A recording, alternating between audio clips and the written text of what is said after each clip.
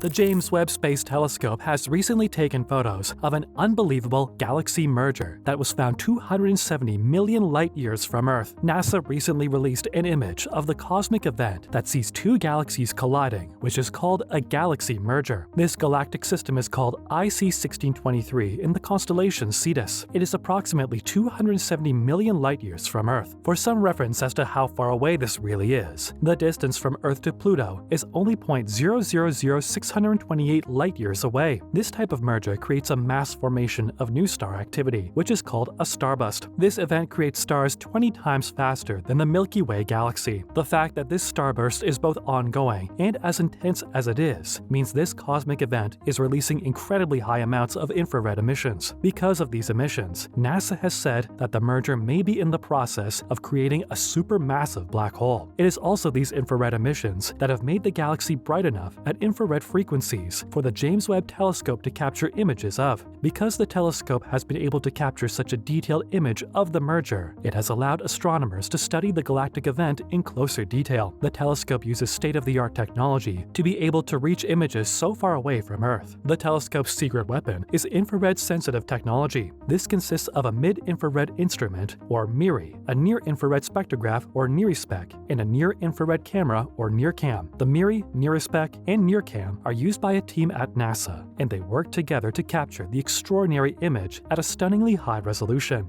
A band of dust has blocked the galaxy merger from view until the technological advancements of the James Webb Telescope were discovered. By using this infrared technology to capture images, scientists will be able to conduct much more in-depth research on the topic. NASA has released a statement about the project saying, "Astronomers provided an abundance of data that will allow the astronomical community at large to fully explore how Webb's unprecedented capabilities will help to unravel the complex interactions in galactic ecosystems. It will help the astronomical community fully explore how Webb's unprecedented capabilities will help to unravel the complex interactions in galactic ecosystems." The galaxy merger is far from the only stunning image captured by the James Webb Telescope. Another of the newly released images from the James Webb Telescope is the monumental Pillars of Creation. The image shows unbelievable clouds of cosmic dust amid thousands of stars. The pillars were first captured by the Hubble Space Telescope in 1995, but have never been seen in the way the James Webb Telescope has captured them. The pillars almost look more like rock formations than cosmic material, hence their names. The Pillars of Creation are found around the Eagle Nebula, approximately 6,500 light-years from Earth. Some of the other images brought in from the James Webb Telescope include the Tarantula Nebula, WR140, and the cosmic cliffs of the Carina Nebula. With all these grandiose names, you may be wondering how they came about. An astronomer, Bob Fosbury, has the answers to these questions. Working for 26 years with the European Space Agency, Fosbury collaborated with NASA closely on the Hubble project. He also had plenty of input in setting up the James Webb Telescope. He certainly knows more than the average person about space, and even has a galaxy he can say he named. Fosbury came up with the name for the Cartwheel Galaxy in 1977. As a matter of fact, the James Webb Telescope just recently captured one of the most high-resolution images of the Cartwheel Galaxy ever taken. The galaxy is approximately 500 million light-years away. Fosbury talked about seeing the new photo of the galaxy he named. He said it has crystallized into something much more interesting and much more surprising. "It's much more important to me now than it was if you'd asked me 20 years ago, and it's been triggered by this crystallization process, having the Webb picture taken." Before Fosbury named the galaxy, it was referred to as A0035. Fosbury studied the galaxy alongside another astronomer named Tim Halberdan. The first to discover the magnificent galaxy was astronomer Fritz Zwicky way back in 1941. This galaxy, as you may have guessed by the name, looks a lot like a cartwheel.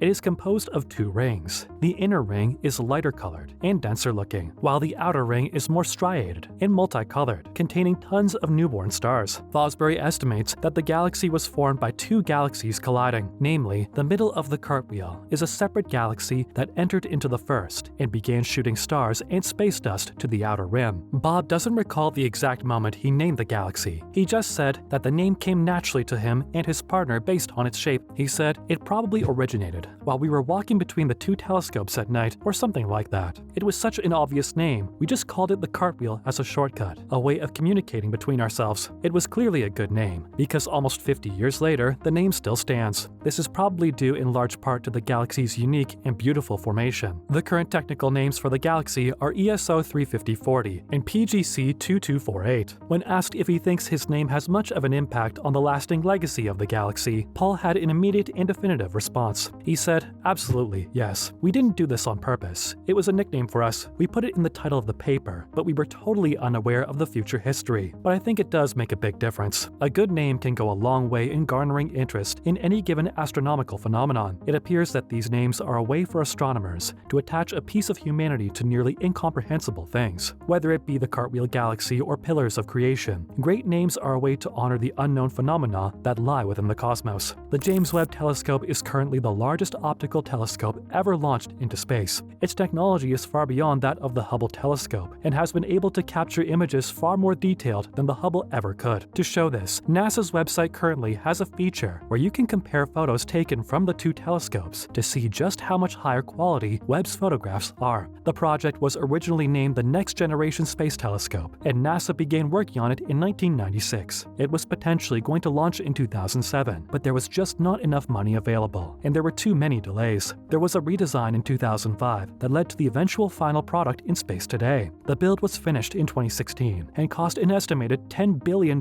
in total to reach that point. The telescope launched into space on the 25th of December 2021. It became officially active on the 12th of July 2022 and has been reporting back to Earth with images ever since. The telescope is named after James Webb, the man who formerly ran NASA between February 1961 and October 1968. He believed in finding a balance between space exploration and the science behind it. When the space race was being used as a political symbol, Webb stayed firm in his belief that the scientific advancements of the space program were what was of true value. Webb was not interested in just getting a man to the moon, but in building the best program possible. In a conversation with John F. Kennedy, he is known to have said, "And so far as I'm concerned, I'm not going to run a program that's just a one-shot program. If you want me to be the administrator, it's going to be a balanced program that does the job for the country." Webb retired shortly after the first moon landing by Neil Armstrong. Without his work for the organization, it is unlikely this monumental event would have occurred at the time it did. While Webb fronted the organization, NASA sent over 75 missions into space to learn more about space as a whole, including the sun, distant galaxies, and the space outside Earth's atmosphere. It is Webb's work that laid the foundation for some of the greatest advances in modern astronomy. Current NASA Administrator Sean O'Keefe honored Webb when announcing the name of their new telescope. He said, "It is fitting that Hubble's successor be named in honor of James Webb. Thanks to his efforts, we got our first glimpses of the dramatic landscape of outer space. He took our nation on its first voyages of exploration, turning our imagination into reality." Indeed, he laid the foundations at NASA for one of the most successful periods of astronomical discovery. As a result, we are rewriting the textbooks today with the help of the Hubble Space Telescope, the Chandra X-ray Observatory, and the James Webb Telescope. What are your thoughts on the stunning images captured by the James Webb Telescope? How do you feel about the future of human space travel? Do you see us being able to travel the cosmos sooner rather than later? Or is this just science fiction? Let us know your thoughts in the comments below. Thanks for watching, and as always, we'll see you next time.